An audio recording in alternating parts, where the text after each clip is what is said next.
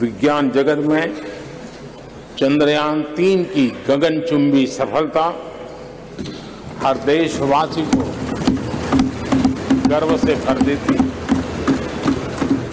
भारत की अध्यक्षता में G20 का असाधारण आयोजन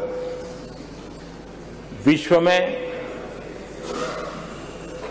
इच्छित प्रभाव, इस अर्थ में ये अद्वितीय उपलब्धियां हासिल करने वाला एक अवसर भारत के लिए बना। इसी आलोक में आज आधुनिक भारत और हमारे प्राचीन लोकतंत्र का प्रतीक नए संसद भवन का शुभारंभ हुआ है। लेकिन माननीय अध्यक्ष जी, अभी चुनाव तो दूर है और जितना समय हमारे पास बचा है इस पार्लियामेंट के, मैं पक्का मानता हूं कि यहां जो व्यवहार होगा ये निर्धारित करेगा कि कौन यहां बैठने के लिए व्यवहार करता है और कौन वहां बैठने के लिए व्यवहार करता है। जो वहां ही बैठे रहना चाहता है उसका व्यवहार क्या होगा, और जो यहां आकर के भविष्य में बैठना चाहता है उसका व्यवहार क्या होगा, इसका फर्क बिल्कुल आने वाले महीनों में देश देखेगा और उनके बर्ताव से पता चलेगा। ये मुझे पूरा विश्वास है। आदरणीय अध्यक्ष जी, हमारे यहां वेदों में कहा गया है, सम्यच्च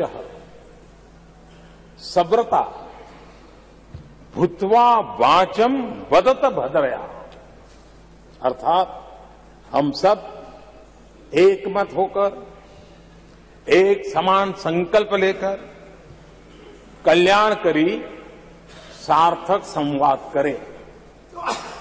यहां हमारे विचार अलग हो सकते हैं, विमर्श अलग हो सकते हैं, लेकिन हमारे संकल्प एकजुट ही होते हैं, एकजुट ही रहते हैं, और इसलिए हमें उसकी एकजुटता के लिए भी भरपूर प्रयास करता रहना चाहिए। और आदरणीय अध्यक्ष जी, नए सदन के प्रथम सत्र के प्रथम भाषण में मैं बड़े विश्वास और गर्व से कह रहा हूं कि आज की ये पल, आज का ये दिवस, संवत्सरी हो, गणेश चतुर्थी हो, उससे भी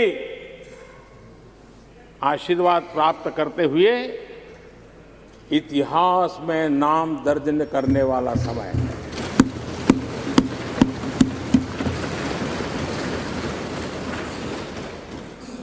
हम सबके लिए पल गर्व की पल है। अनेक वर्षों से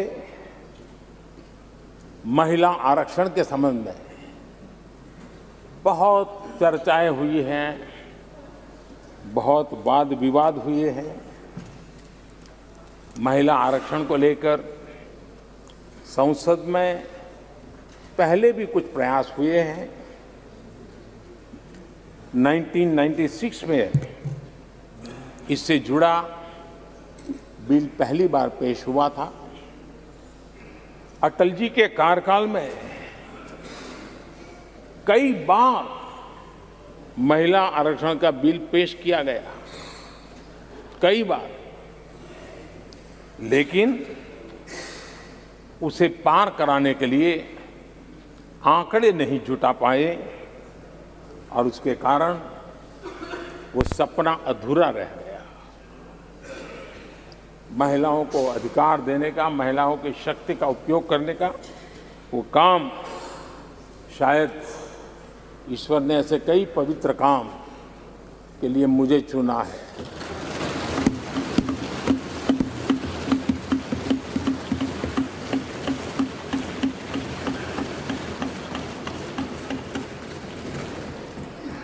एक बार फिर हमारी सरकार ने इस दिशा में कदम बढ़ाया है। कल ही कैबिनेट में महिला आरक्षण वाला जो विधेयक है उसको मंजूरी दी गई है।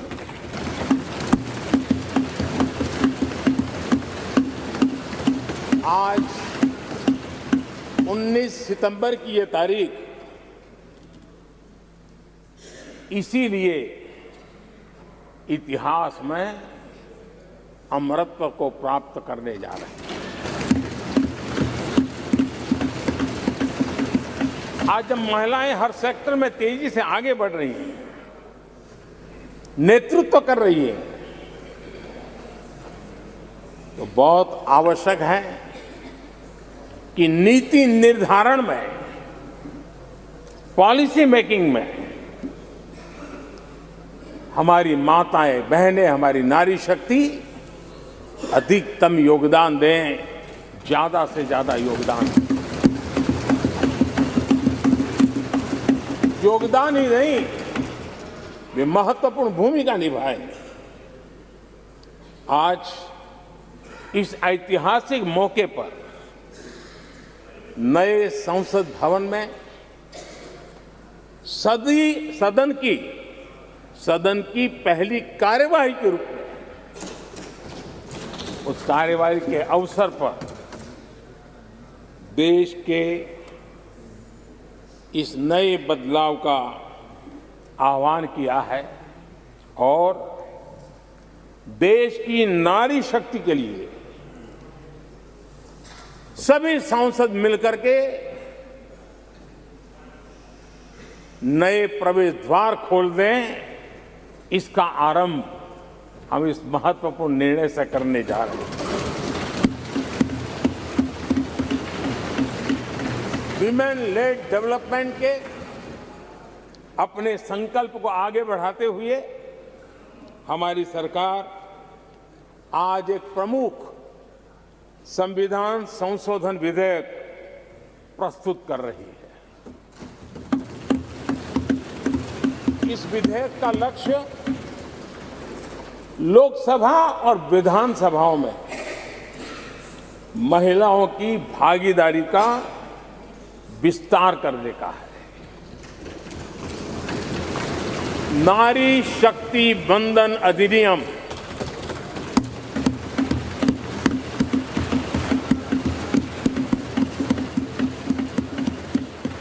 नारी शक्ति वंदन अधिनियम, इसके माध्यम से हमारा लोकतंत्र और मजबूत होगा।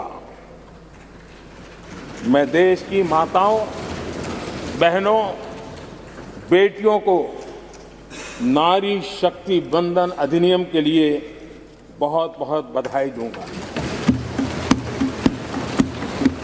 मैं सभी माताओं, बहनों, बेटियों को आश्वस्त करता हूं कि हम इस बिल को कानून बनाने के लिए संकल्पबद्ध है। जब आज हम नए सदन में प्रवेश कर रहे हैं, संसदीय लोकतंत्र का जब ये नया गृह प्रवेश हो रहा है, तो यहां पर आजादी की पहली किरण का साक्षी, जो आने वाली पीढ़ियों को भी प्रेरणा देने वाला है, वैसा पवित्र सेंगोल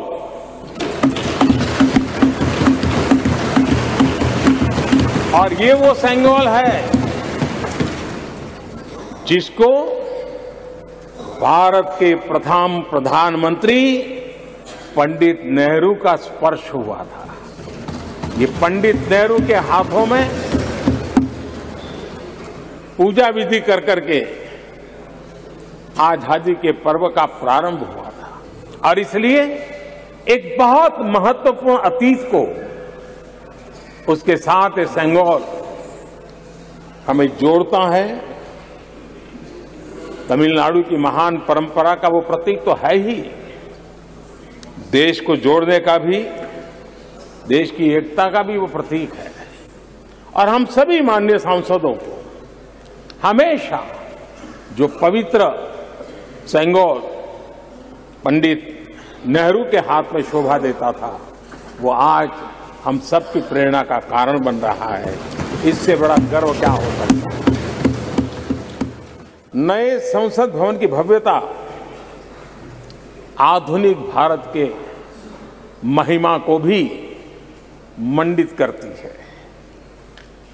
हमारे श्रमिक, हमारे इंजीनियर्स, हमारे कामगारों, उनका पसीना इसमें लगा है और कोरोना काल में भी उन्होंने जिस लगन से इस काम को किया है, क्योंकि मुझे कार्य जब चल रहा था तब उन श्रमिकों के बीच आने का बार बार मौका मिलता था और खास करके मैं उनके स्वास्थ्य को लेकर के उनसे मिलने आता था। लेकिन ऐसे समय भी उन्होंने इस बहुत बड़े सपने को पूरा किया।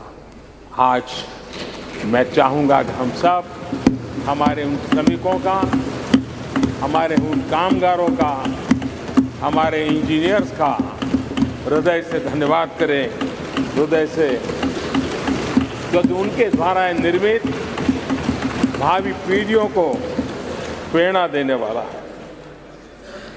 और 30,000 से ज्यादा श्रमिक बंधुओं ने परिश्रम किया है, पसीना बहाया है इस भव्य व्यवस्था को खड़ी करने के लिए, और कई पीढ़ियों के लिए ये बहुत बड़ा योगदान है।